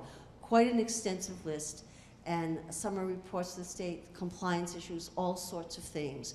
So who does that if we don't have a superintendent? What are the day-to-day things that don't get done? So these are questions that we need to look at. And so along those lines, what is other information that we would need to have to help us with this discussion? Steve. I am concerned that with pushing some of these discussions until next week, that we are really rushing the process. And as Superintendent Clunchy said earlier, I mean, she's still not able to tell us anything about the June issue. Mm-hmm. And there are going to be, it seems as if we're still in the area of too much information that is not going to be available either to us, or if it's available to our investigator, he or she may not be able to familiarize us with the full situation and the full timeline of what happened and when it happened and all of these kinds of things. So I really would like to say that we should exercise some caution in the rapidity in which we seem capacity to get all this stuff together. And like I said, we're not talking about wrongdoing. We're not talking about disciplinary. We're talking about looking at the concern that has been raised, but looking at it in a thoughtful way and making sure that we have the data that we need to consider. So I think originally the thought was perhaps next week. The meeting after that is December 4th. Is that too soon, or do we wait until we know, does this decision coincide with when we initiate the investigation? Your thoughts? Leah? I think that the law firm that we bring in is really, hopefully, going to be our guide in advising us how we move forward. Okay. And when that person is brought on board, I wonder, will they be able to sit with us similar to the way Mike is now Yes. in a public meeting to answer some of these questions for all of us? Okay. So, any other thoughts, questions? Mike? Is it accurate to say that a conversation, if we have a conversation next week, that's possible even if we don't come to some sort of conclusion? I'm just sort of thinking a little bit forward on the committee. If we have that conversation, at least that can inform us on how we want to craft this inquiry, this investigation. I guess I'm asking, do we need to come to some sort of resolution if we have the discussion? Or is it just an open discussion, a public discussion of what we ought to do? Now, this is with regard to Brooke, correct? And Yes. a paid administrative leave. Is that the conversation that you're Yes, talking and I about? think that the overarching theme here, in my opinion, has to be what are the conditions that we're going to establish that gets us to the closest representation of the truth of what happened. But that, So I'm not saying yes or no. I'm not saying yes or no, but I guess what I'm saying is we at least need to have a discussion about that, about whether we are willing to consider that, or whether we maybe as a committee consider think what? it's- Putting Brooke on leave? Yes. All right, that's why I need the specificity. Yeah. Because it sounds like there was a connection. I mean, this is just how I was interpreting what you were saying. A connection between organizing, working with someone to organize the investigation, and because of that, that's when we would consider the leave. I mean, I think we do need to have a conversation, and if we want to start it next week, cognizant of data that we might need and might not have, I think that's okay. We don't have to bring it to a vote if you want to have an initial conversation. But it's going to be a limited conversation. Understood. Because from a practical point of view, there are other things on that agenda. We still have some policy work we need to finish up on, and Brooke and I haven't talked about next week's agenda, but we can get to it. But I guess my point is, whatever we do, I want us to be thoughtful, and I'm not saying that we never are. I think we are incredibly thoughtful to the point where, let's just put it, we do go on. And this is something important. And what people want us to consider is very serious. And quite frankly, it's usually associated with something that was done wrong. And I don't hear anybody saying that. So yeah, let's have a conversation and see where we end up, because this is definitely new territory for me, and I would guess for everybody. But I respect the fact that this committee wants to take it into consideration based on what we're hearing from constituents, and it's a big responsibility when we discuss it and move forward. And I want to thank Brooke for your graciousness in understanding that this is something that we may need to do, and understand that it is not, it's not in any way, it sounds weird to say, but I truly believe that it's not in any way because you did anything wrong, but we have a concern in that, we're hearing a concern, and that we will follow through as a committee. Other questions or comments relative to that? Okay. So without objection, I will transition us into the citizens' comments portion of the meeting. And I would like to share with the Assembly the rules that we follow for citizens' comments, that it's consistent with the protocol we follow at all our school committee meetings.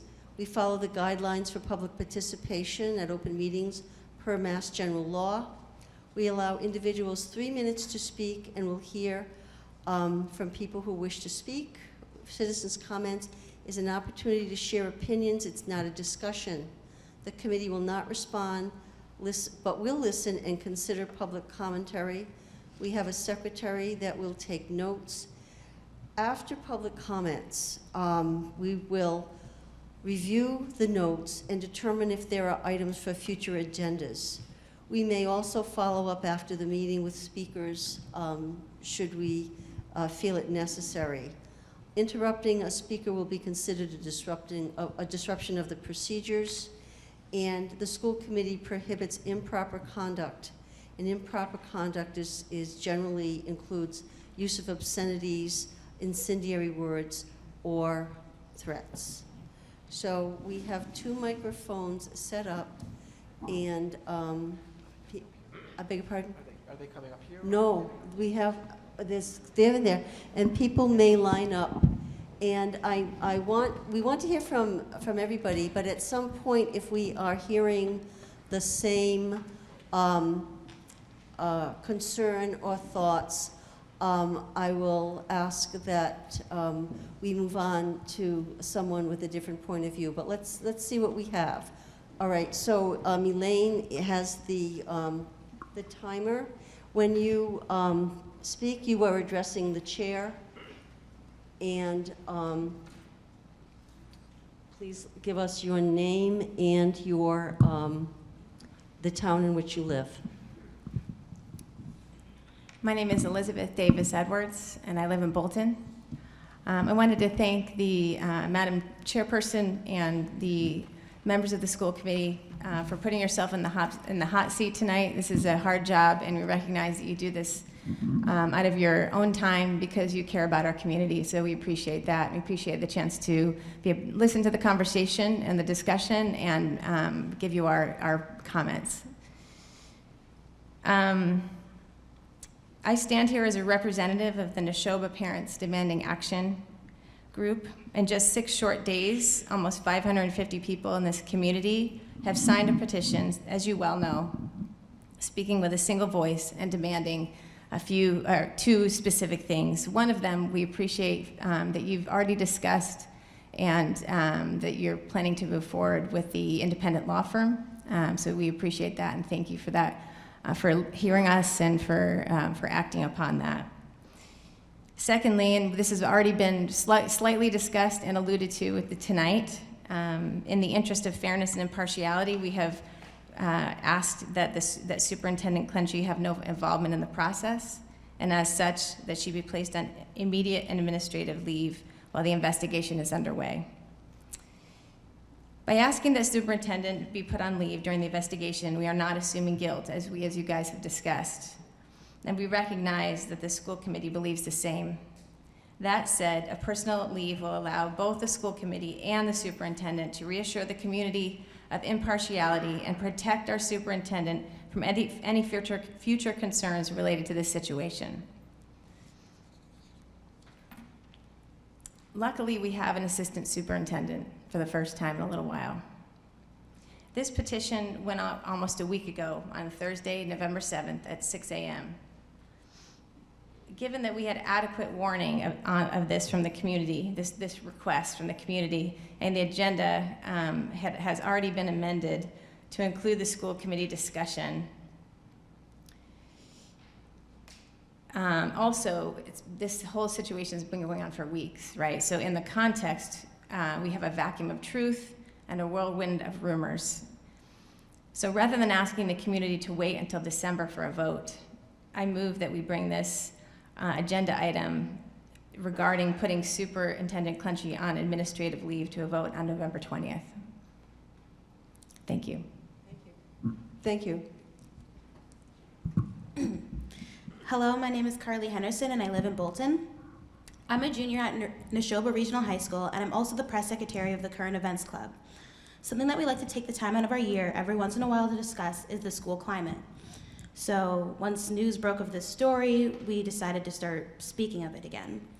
And something that generally comes up during our climate discussions is how the students don't feel like they have a voice when it comes to discussing issues with the school. This ties into the topic today because many people have speculated on who knew about this incident and if possibly the kids at the school knew, and most importantly, why didn't they say anything? This isn't the first time that something that has made the students or a student uncomfortable was reported and it was given little or no consideration. This has created a feeling among students that it's not worth it to speak up because no one will care, and unfortunately that's what happened in this situation. This was the nail in the coffin that represents any faith or comfort the students have that our school administration cares about our well-being. While no one expects their teenager to be excited about attending school daily, we at least deserve to feel comfortable. And we're still being told by some of our teachers that we're not allowed to discuss it. We've heard about these various policies that are in place for us to feel safe and supported in our school environment, but we haven't seen any of these actually implemented. There's been adults in our school who have told us that they don't know how to help us with our problems. This isn't an issue of students being secretive, and it's not our job to create an environment that we feel safe reporting in. That's a failure on our school's part. There are attempts to teach us things about internet safety and social media and etc., but what we need is reassurance that those earlier mentioned policies are actually implemented in the future, and there are consequences for those who haven't done so. I also hope in the future that it doesn't take an incident like this to review these issues. Thank you. Carl.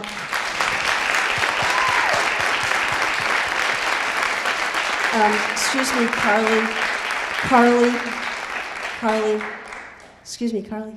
Yeah, I'm going to exercise my prerogative as the chair to, on behalf of the school committee, to thank you for being here tonight and for sharing that with us. You may have heard us refer several times to this concept of the student voice, and as a committee, it is one of our goals to find ways to listen.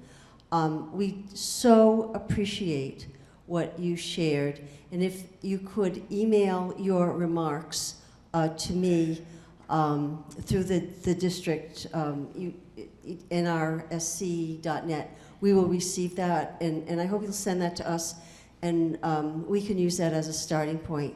Again, thank you so much. We appreciate that. Thank you. And we'll do a better job.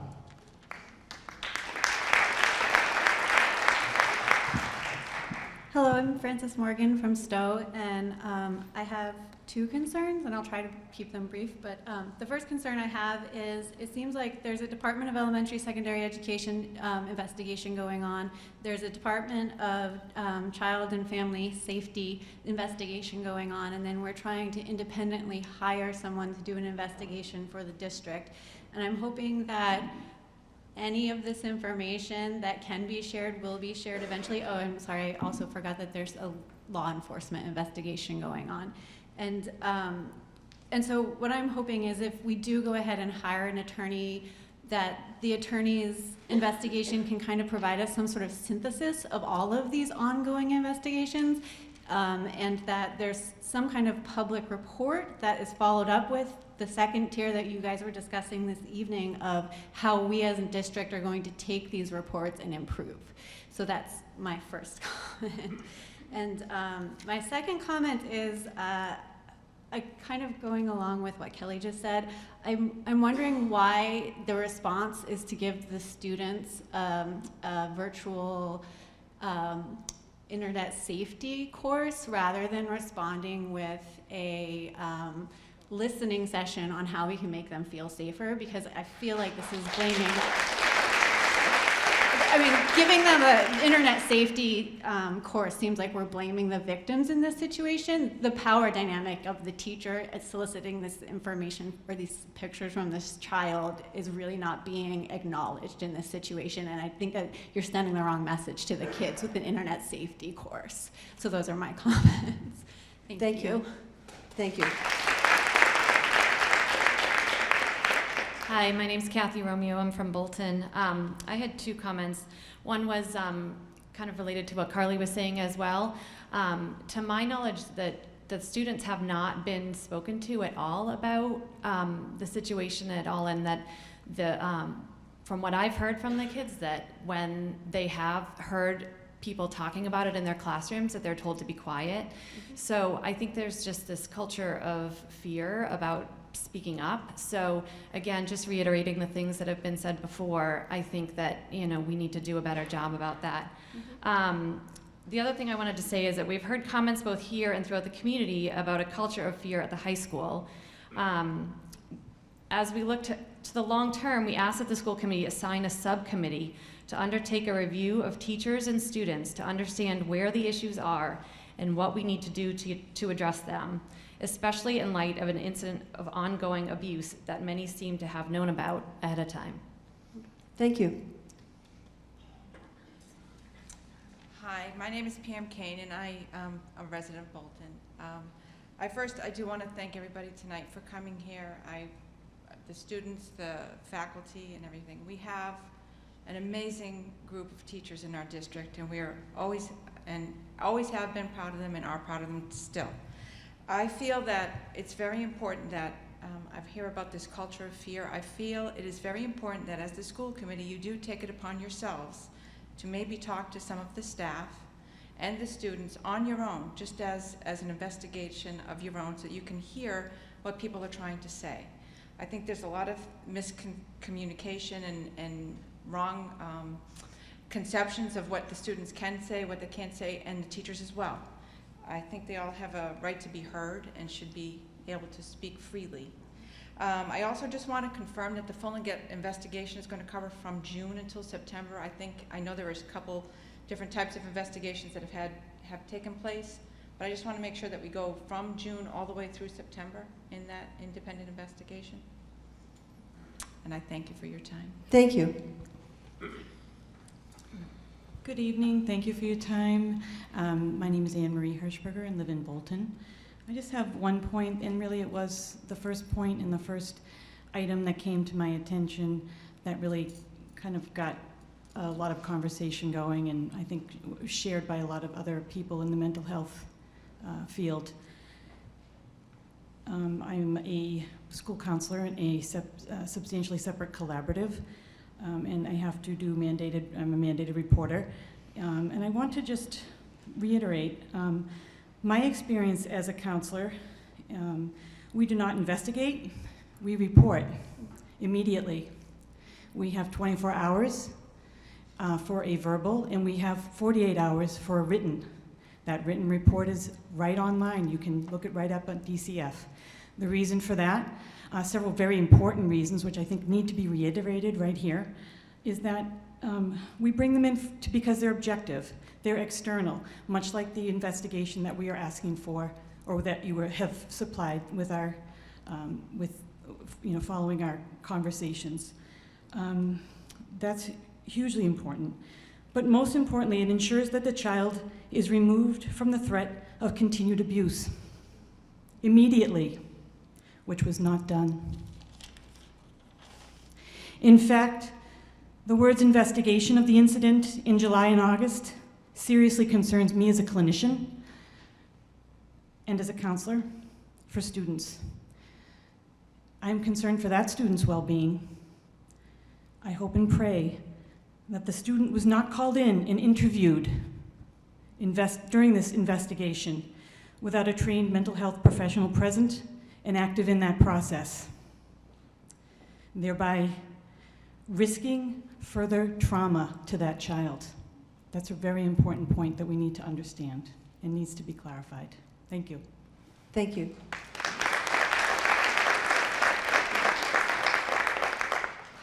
So I'm Kevin Hirschberger. I'm from Bolton. And first of all, I'd like to thank many of the school committee members. I've had a chance to talk with you.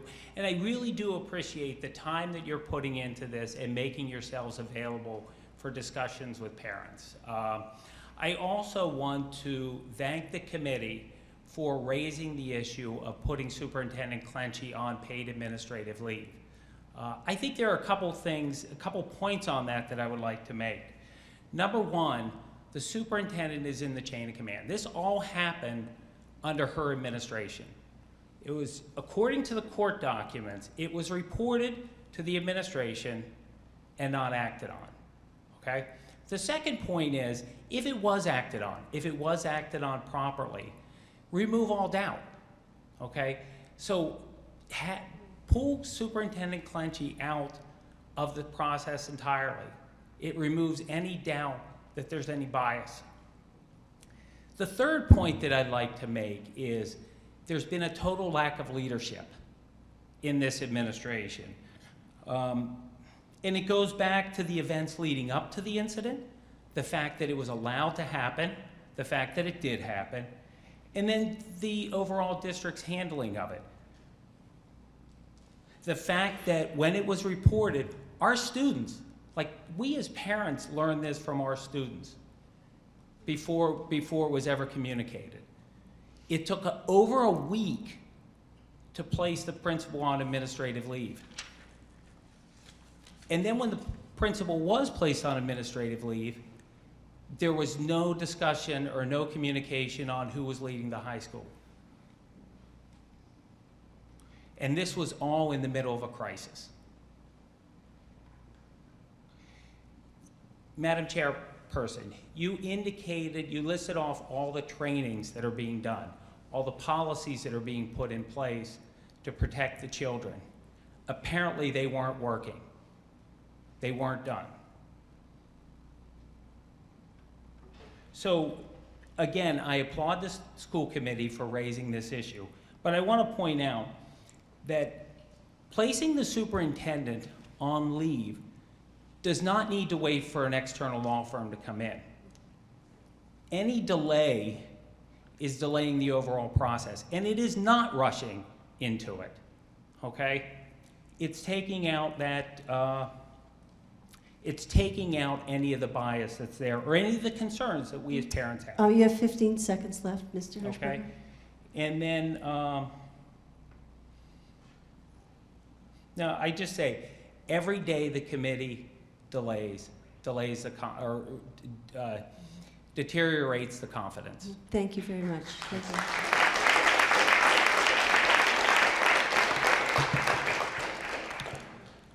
My name is Steve O'Riordan from Stowe, and I just want to say that tonight I heard on one hand about how the safety of the students is the primary concern, but then I also heard a lot of talk about cost. And I want you guys to also think about the intangible cost that will be borne by the students of the reputation of this district.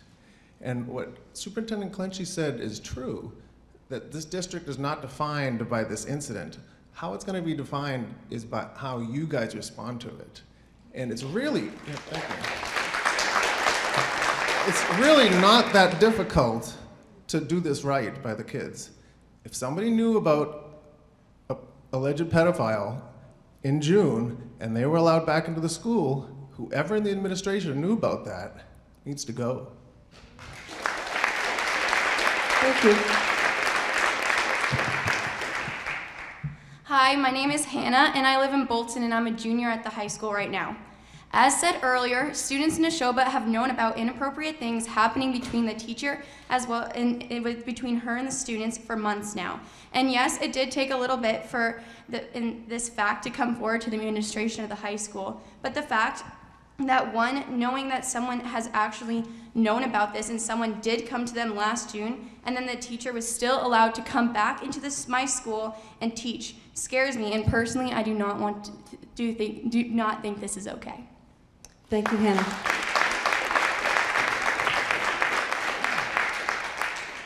Are there any other comments? Oh, I'm sorry. Hi.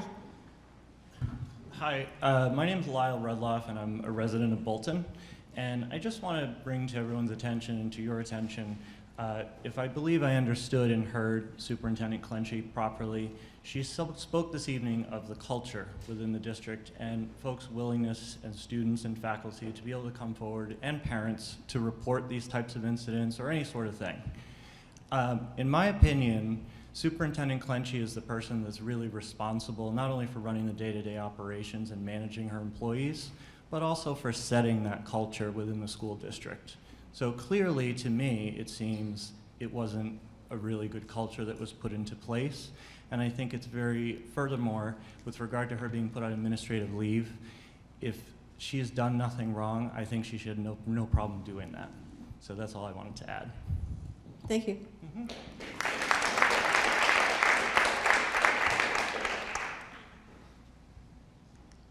Hi, I'm Stacy Kramer. I'm from Lancaster. And one thing that hasn't been mentioned at all is my daughter was a student of hers and lost a whole month sophomore year of math when MCAS count this year. And I know that there's been talk about, other higher level and college level classes that the kids were taking. And nobody's talking about that at all, so that's just something I wanted to add. Thank you, Stacy.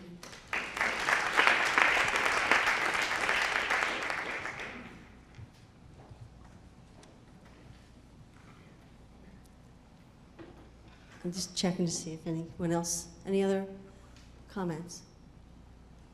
Seeing none, I want to just do a wrap-up, a brief wrap-up, and I just have some closing remarks. So in wrapping up, the school committee is eager to engage in an independent investigation so that we can ascertain the actual facts of the event that led up to where we are today. We have voted to utilize an outside legal firm, and the personnel subcommittee will work on getting that information where we can make a decision about who to hire. We recognize the need to improve communication in a number of areas. We also need to examine our policies and how they are implemented. We've heard about concerns about the culture at the high school and the need to listen to students more. We have heard the community concerns regarding the superintendent, and we'll have a meeting to discuss that subsequently. And just in closing, there are 3,180 students in this school district. And they may not be related to us, but they're our children. And with your children, you're proud when they achieve. If they hurt, your heart breaks a little bit.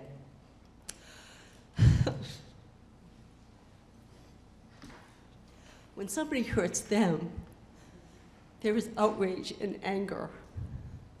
And there's so much of that going on, and we appreciate everything that everybody has brought to the table and to this meeting, the committee and members of the community.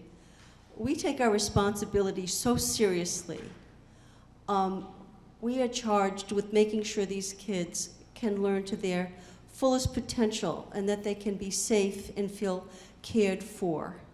And we are committed to doing everything we can to address the issues that have been brought forward. And it's going to be a team effort. It's the school committee and the administrative leadership and the school leadership and the students and the parents. And we don't have a lot of specifics in place yet, but this is a commitment that we have, and I know that we can make this work. It's a challenge, but we're up to it.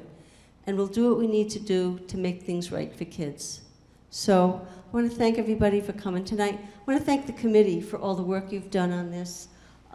It's so greatly appreciated. And I want to thank Superintendent Clenchy and Assistant Superintendent McGuire for the work that they continue to do. Thank you for coming tonight. I will entertain a motion to adjourn. Second? All in favor? Thank you very much.